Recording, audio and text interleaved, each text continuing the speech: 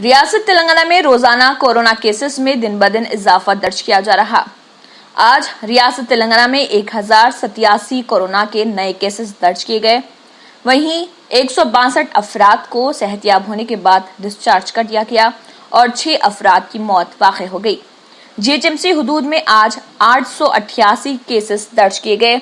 रंगारेड्डी में 74, मिर्चल में 37, नलगुंडा में 35, संगारेड्डी में 11, कामारेड्डी में 5, करीमनगर में 5, सिरसिल्ला में 3, सिद्दीपेट में 2, वरंगल अर्बन में 7, महबूब नगर में 5, आसिफाबाद में 1, खम्मम में 1, नागर कर्नूल में 4, वनपर्ती में 1, भद्रादरी कोत्तागुड़म में 2, महबूबाबाद में 1, जनगांव में 4 और मंचरियाल में 1 केस दर्ज किया गया।